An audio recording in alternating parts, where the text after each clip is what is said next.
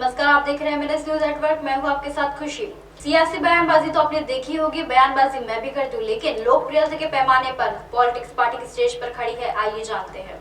हावड़ा हिंसा पर भड़की स्मृति ईरानी, पूछा कब तक हिंदू समुदाय पर हमला करती रहेगी ममता बनर्जी। केंद्रीय महिला एवं बाल विकास मंत्री स्मृति ईरानी ने कहा कि हावड़ा में रामनवमी के जुलूस के दौरान हुई हिंसा को लेकर पश्चिम बंगाल की मुख्यमंत्री ममता बनर्जी पर हमला बोला है। स्मृति ईरानी ने सीएम ममता बनर्जी पर पत्थरबाजी की और क्लीन चिट भी देने का आरोप लगाया है। कब तक हिंदू समुदाय पर हमला करती रहेगी ममता, ऐसा उनका कहना है। स्मृति ईरानी ने आरोप लगाया कि हावड़ा में रामनवमी के जुलूस के दौरान पथराव हुआ, लेकिन राज्य के मुख्यमंत्री ममता बनर्जी ने पत्थरबाजी को क्लीन चिट दे दी।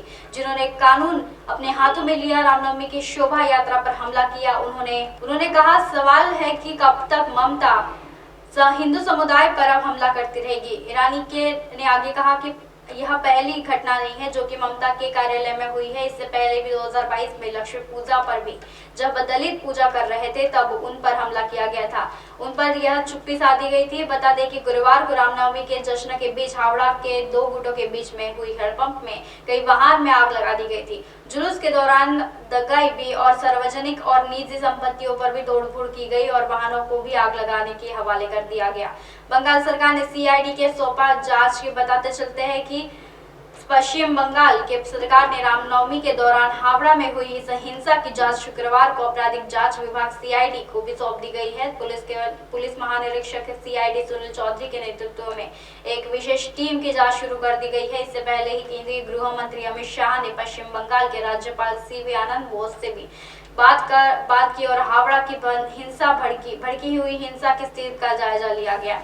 इसके अलावा भी केंद्रीय गृह मंत्री अमित शाह ने पश्चिम बंगाल भाजपा अध्यक्ष सुकान मजमुदार के भी यहां फोन पर बात की और राज्य में कानून व्यवस्था की स्थिति के बारे में जानकारी ली। वहीं पश्चिम बंगाल भाजपा प्रमुख ने शुक्रवार को केंद्रीय मंत्री गृह मंत्री ने वहां पर अमित शाह को भी पत्र लिखकर रामनवमी के दौरान हावड़ा में हुई इस हिंसा के राष्ट्रीय जांच एजेंसी NIFI को भी जांच कराने की मांग की है। और एक अपडेट सामने आ रही है।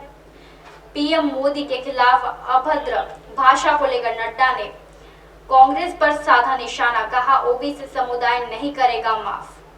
भाजपा अध्यक्ष जेपी नड्डा ने शुक्रवार को अन्य पिछड़ा वर्ग के प्रति अपमानजनक रवैये और प्रधानमंत्री नरेंद्र मोदी के खिलाफ अशोभनीय शब्दों का इस्तेमाल करने के लिए कांग्रेस पार्टी और राहुल गांधी की आलोचना की है। नड्डा ने आगे कहा कि ओबीसी समुदाय कांग्रेस को कभी भी माफ नहीं करेगा और उनके सबक भी सिखाएगा। तेलंगाना और आंध्र प्रदेश में भाजपा के जिला इकाई कार्यालयों में वर्चुअल उद्घाटन करने के लिए भी बोलते हुए उन्होंने आरोप लगाया था कि लगातार चुनावी को हार में उन्हें बाद में कांग्रेस हताश हो गई है। उन्होंने दावा भी किया था कि पार्टी मानसिक दिवालियापन का भी सामना कर रही है। नड्डा ने कहा कि पीएम मोदी पर भी हमला करते समय कांग्रेस शब्दों का मर्यादा भूल जाती है। उन्होंने इस्तेमाल किए जाने वाले शब्द की भी उन्हें परवाह नहीं है। नड्डा ने आगे कहा कि कांग्रेस कहते हैं कि मोदी तेरी कब्र खुदेगी। ऐसे समय मैं जब उत्तर पूर्व से कच्छ जा रहा था और जम्मू से केरल तक के लोग कर रहे थे और आपका कमल खिलेगा, ऐसा उनका कहना था। नड्डा ने राहुल गांधी पर ओबीसी के अपमान की निंदा करते हुए समुदाय के राष्ट्र विकास और समाज के अपना सब कुछ दे दिया। राहुल जी गर्व में चूर है और वहीं पर वो माफी नहीं मांगूंगा, ऐसा उनका कहना है। नड्डा ने पूछा कि समाज के प्रति उनका दृष्टिकोण क्या है, खासकर पिछड़े और अति पिछड़े के प्रति ओबीसी की प्रति क्या है। तब नड्डा ने आगे कहा कि उनकी कोर्ट में माफी मांगने के लिए बोले तो उन्होंने कहा कि वो माफी नहीं मांगेंगे। कांग्रेस वही बता दें कि कोर्ट को सजा देते हुए बल्कि कहा कि हमारे साथ अन्याय हुआ है। उन्होंने कहा कि देश के लोग ही देख रहे हैं कि जनता के मोदी नेतृत्व में देश का विकास कैसे हुआ। सामने आ रही कर्नाटक के चुनाव को लेकर कर्नाटक के चुनाव रण में आमने सामने होंगे पीएम मोदी और राहुल गांधी। कोलवर में एक ही साथ दिखेंगे, एक ही दिन में एक ही बार रैली होगी। वही बता दें कि कांग्रेस के पूर्व अध्यक्ष राहुल गांधी ने 9 अप्रैल को कर्नाटक के कोल्लार में एक रैली को संबोधित करते हुए कहा कि वे 11 अप्रैल को वायनाड का भी दौरा करेंगे। प्रधानमंत्री नरेंद्र मोदी भी 9 अप्रैल को राज्य का दौरा करेंगे। राहुल गांधी को सूरत की एक कोर्ट द्वारा 2019 में लोकसभा चुनाव के दौरान कोल्हार में की गई उनकी मोदी सरनेम टिप्पणी पर आपराधिक मानहानि के मामले में दोषी ठहराए जाने के बाद आयोग घोषित कर दिया गया। राहुल 2019 में केरल के वायनाड संसदीय सीट की लोकसभा के लिए चुने गए थे। कांग्रेस का कहना था कि वह सूरत कोर्ट के फैसले को कोर्ट में चुनौती देंगे। कांग्रेस के राष्ट्रीय महासचिव केसी वेणुगोपाल ने भी ट्वीट कर कहा था कि राहुल गांधी 9 अप्रैल को कोलार में ही होंगे और वहां जय भारत मेगा रैली के लिए संबोधित करेंगे। 11 अप्रैल को वह वायनाड का दौरा करेंगे। वह लोगों की आवाज है, आप उन्हें कभी चुप नहीं कर सकते। यह आवाज केवल तेज और मजबूत होगी। भाजपा को मिलेगा स्पष्ट बहुमत।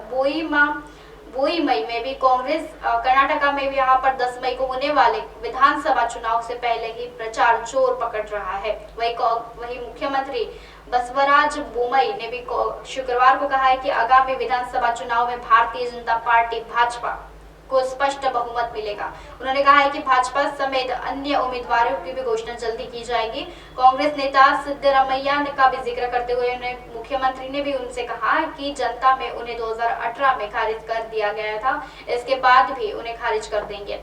3 दिवसीय मेगा इवेंट का उद्घाटन करेंगे पीएम मोदी। प्रधानमंत्री नरेंद्र मोदी 9 अप्रैल को टाइगर प्रोजेक्ट के 50वें साल पूरे होने के पर एक कार्यक्रम का उद्घाटन करने के लिए कर्नाटका जाने वाले हैं। सूत्रों ने बताया कि यात्रा के दौरान प्रधानमंत्री के बांदीपुर टाइगर रिजर्व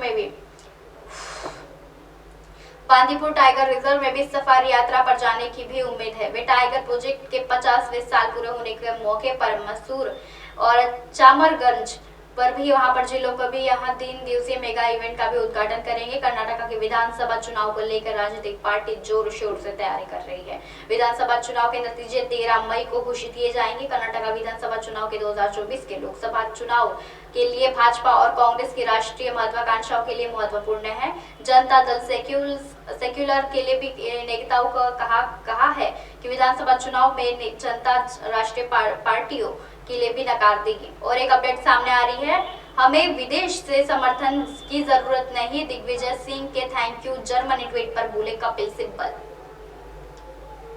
कांग्रेस के वरिष्ठ नेता दिग्विजय सिंह द्वारा लोकसभा के राहुल गांधी की अयोग्यता पर ध्यान देने वाली जर्मनी को धन्यवाद के लिए एक दिन के बाद राज्यसभा संसद की अपील सिब्बल ने भी वहां पर शुक्रवार को कहा कि हमें विदेश से समर्थन की आवश्यकता नहीं है, क्योंकि हमारी लड़ाई हमारी अपनी है। पिछले साल कांग्रेस छोड़ने वाले सिब्बल ने कांग्रेस नेता की असहमति जताते हुए कहा था कि आगे चलने के लिए बेसौखिया की जरूरत नहीं है। दिग्विजय सिंह ने जर्मनी विदेश मंत्रालय के डीएचओ यानी डिस्ट्रिक्ट वेली ने भी वहां पर मुख्तरिक संपादक रिचर्ड वार्कर को भी इस बात पर ध्यान देने के लिए कहा और उन्होंने कहा कि कैसे राहुल गांधी उत्पीड़न के माध्यम में भारत के लोकतंत्र की समझौता किया जा रहा है, इसके लिए धन्यवाद किया जा रहा है। उन्होंने गांधी का आयोग पर जर्मन के विदेश मंत्रालय की प्रतिक्रिया पर वार्कर द्वारा पोस्ट किए गए एक ट्विटर पर भी वीडियो को भी टैग किया है। हमें आगे चलने के लिए बेसौखियों की जरूरत नहीं है, सिब्बल ने एक ट्वीट में कहा था कि दिग्विजय सिंह ने भारत के लोकतंत्र को कैसे समझौता किया जा रहा है, इस पर भी ध्यान देने के लिए बर्लिन को भी धन्यवाद किया। मेरा विचार यही है कि हमें आगे चलने के लिए बेसौखियों की जरूरत नहीं है, हमें विदेशों से समर्थन की जरूरत नहीं है। हमारी लड़ाई हमारी अपनी है और हम इसमें हमारे ही साथ है।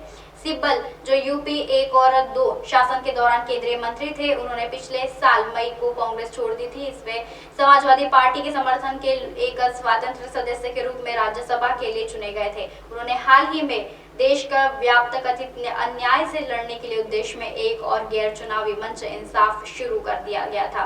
राजनीति का सिलसिला ऐसे चलते रहेगा। कल फिर मिलेंगे इसी समय इसी जगह, तब तक के लिए देखते रहिए एमनेस न्यूज़ नेटवर्क। नमस्कार।